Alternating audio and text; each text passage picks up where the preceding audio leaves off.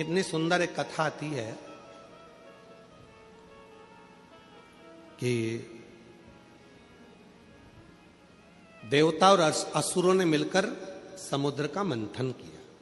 शिव महापुराण का ये बड़ा सुंदर चरित्र है। मंथन किया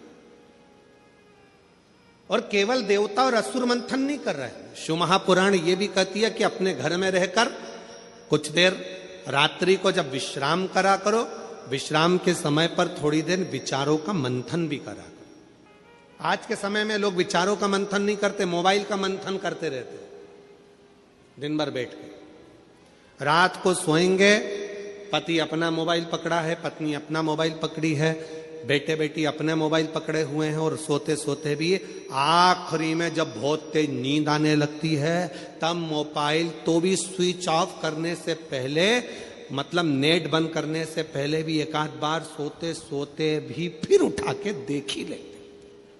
वापिस रख दिया, सो रही है तो भी ध्यान में आया, वापिस देखती हूं मैसेज करा कि नहीं करा, फिर उठाया, फिर देखा, वापिस। अब कहां गया विचारों का मंथन?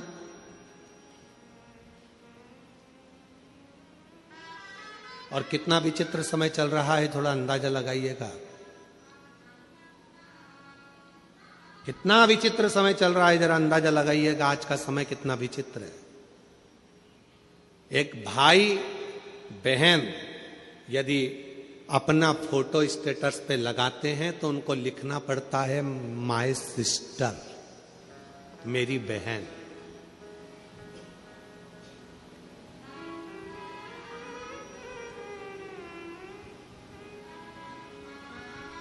बुआ के साथ फोटो लगता है तो लिखना पड़ता है मेरी बुआ जी हैं, आज आई थी, उनके साथ फोटो लगाया।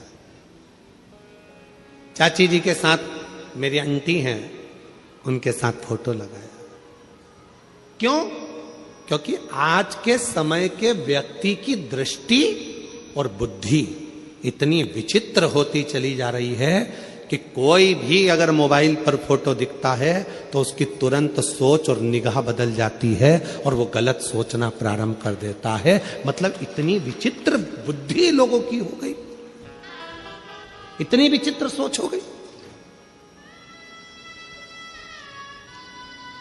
क्या संसार में कोई दूसरे रिश्ते नहीं रहे, कोई संबंध नहीं रहे? शिव महापुराण की कथा कथी है, भगवान देवादिदेव महादेव का चरित्र कथा है। मंथन हुआ, उस मंथन में हलाहल विष निकला। जरा संबंध देखिएगा, रिश्ता देखिएगा, कितना विचित्र कथा का वर्णन किया गया कि रात्रि को सोने से पहले मोबाइल का मंथन मत करिए, रात्रि को सोने से पहले मोबाइल को मत देखिए, रात्रि को सोने से पहले अपने विचारों का मंथन करिए।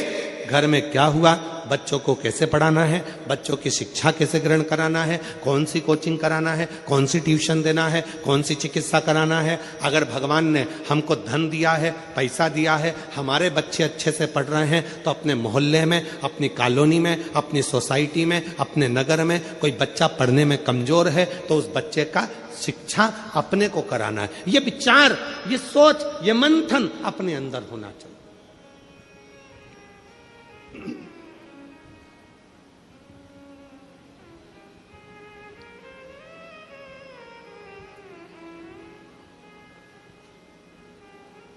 और हमने पहले भी कहा, आज फिर कहते हैं, 1 रुपए का दान किसी को मत दो, अठन्नी भी किसी को मत दो, अपने पास रखो। कहां लगाना? अपने पड़ोस में, अपने मोहल्ले में कोई बच्चा पढ़ना चाहता है, उसको शिक्षा की जरूरत है और वो पढ़ना चाहता है पर उसके पास में पैसा नहीं है, उस बच्चे की शिक्षा में लगाना प्रारंभ करो। तुम्हारे बेटे की तरह वो भी एक दिन तुम्हारा नाम रोशन करेगा। आप 1 रुपया किसी को मत दीजिए, मत दान करो, मत दो किसी को।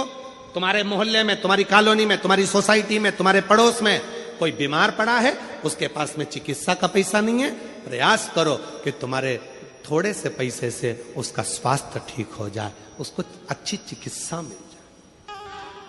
भगवान ने यदि आपको लायक बनाया है, भगवान ने अगर आपको गाड़ी का मालिक बनाया है, भगवान ने यदि तुमको गाड़ी दी है, मालिक बनाया है। और मोहल्ले में पड़ोस में अगर कोई एकदम बीमार पड़ गया, सूचना मिली भैया मेरा बेटा बीमार है, ऑटो नहीं मिल रहा, गाड़ी नहीं मिल रही, भगवान को धन्यवाद देना, आज तूने मेरी गाड़ी को सफल कर दिया, किसी के काम तो आ रही है, किसी की जिंदगी तो संवार रही है।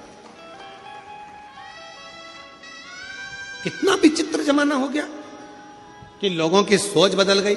कोई पड़ा हुआ है तो पड़े रहने दो, कोई एक्सीडेंट हो गया तो रोड पर तड़प रहा है तो तड़पने दो, किसी के यहाँ आग लग रही है तो मुस्कुरा रहे हो, किसी के यहाँ घात लग रही है तो मुस्कुरा रहे हो, किसी के यहाँ चोरी हो रही है तो मुस्कुरा रहे हो। ये कहां हो गया?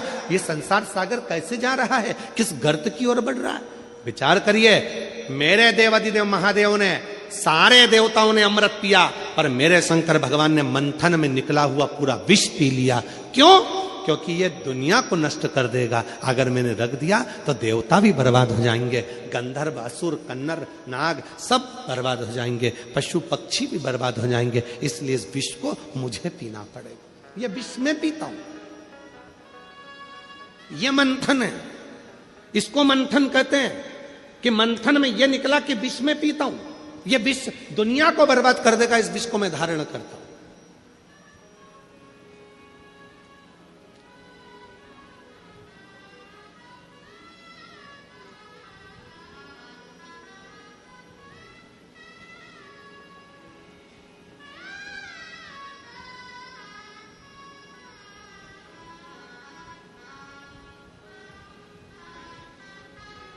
यदि बस्तर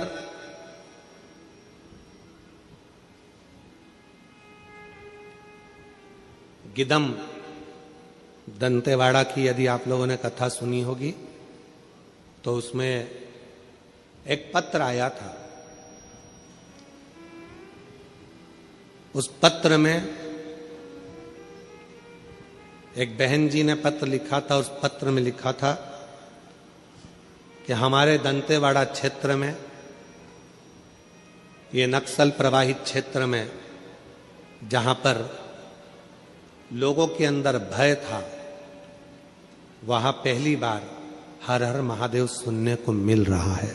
ये शिव की कृपा।